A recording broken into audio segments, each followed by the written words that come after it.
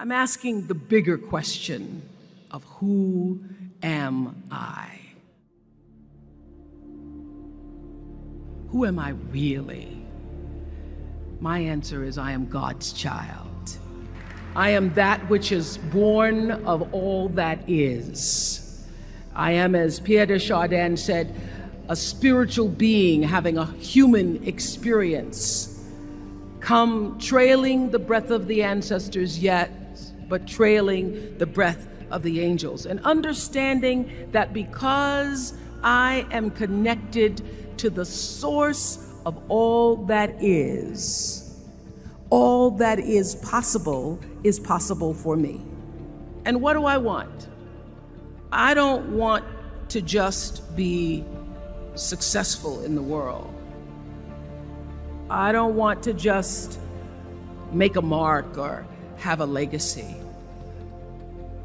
The answer to that question for me is I want to fulfill the highest, truest expression of myself as a human being. I want to fulfill the promise that the Creator dreamed when He dreamed the cells that made up me. What do I want? You must have some kind of vision for your life. Even if you don't know the plan, you have to have a direction in which you choose to go. I never was the kind of woman who liked to get in a car and just go for a ride. You want to be in the driver's seat of your own life, because if you're not, life will drive you.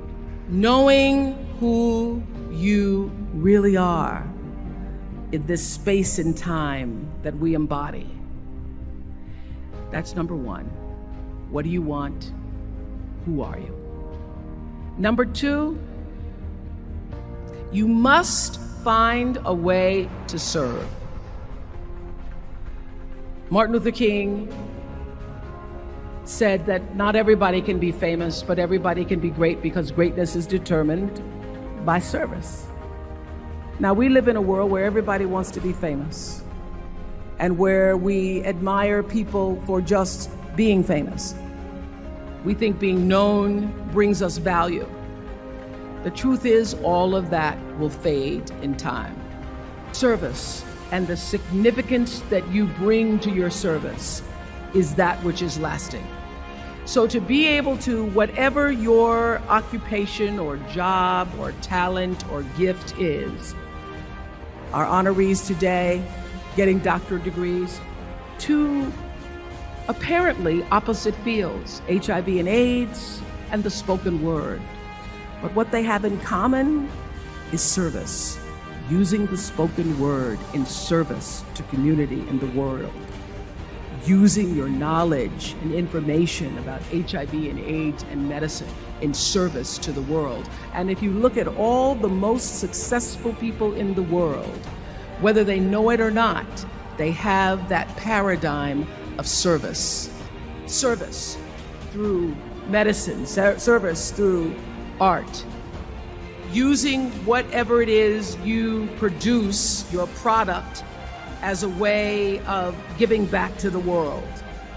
When you shift the paradigm of whatever it is you choose to do to service, and you bring significance to that, success will, I promise you, follow you. Be excellent. Let excellence be your brand. Everybody talks about building a brand. I never even knew what that was. When people say, you're a brand, I would say, no, I'm just Oprah. What I recognize now is that my choice to, in every way, in every example, in every experience, to do the right thing and the excellent thing is what has created the brand. Years ago, I did an ad for Revlon for an ad they were doing called Unforgettable Women. And what I know is that when you are excellent, you become unforgettable. People remember you. You stand out. Regardless of what it is, you become an unforgettable woman. And that is what we all want.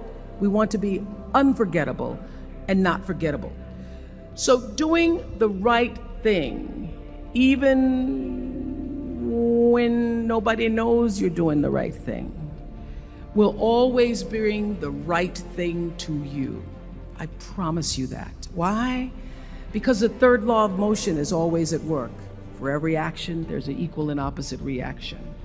That is so true in all of our lives. Everything you even try to do to me, already done to you.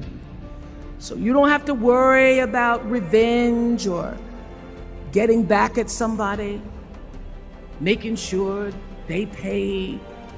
You just have to do the right thing, and the right thing will follow you even when people don't support it. I remember many times on my show. There are many shows y'all never saw. And the reason you didn't see them is because I got the last vote. The most important thing I have come to know in doing the right thing and making the right choices is understanding what we talked about yesterday. All of you leaving here have the potential for enormous success. There's a price that comes with that. People don't always like you, and they're not always happy for you. And if you surround yourself with people who are not accustomed to your success, they become fearful, they become scared, because you are reflecting back something to them that they don't recognize. People who want the best for you want you to be your best. So my greatest advice to you is to surround yourself with people who are going to fill your cup until your cup runneth over. I'm so full, my cup runneth over. And to know that once your cup runneth over, you cannot spend your life with your gallon-size offerings, offering them to pint-sized people. You have got to surround yourself with gallon-sized people who can hang in the same company with you, so that you're not offering your gallons to those little pints out there who can't hold it anyway. The biggest choices begin and end with you, your internal big questions. Who do I want to be in the world? My relationship to source energy, to all that is God. Your experience of that which is all life, which is divine and universal. Being connected and aligned with that. When you are tuned in and charged into that, whenever you feel empty, you go inside yourself and you connect to the source, and you know that all things are possible.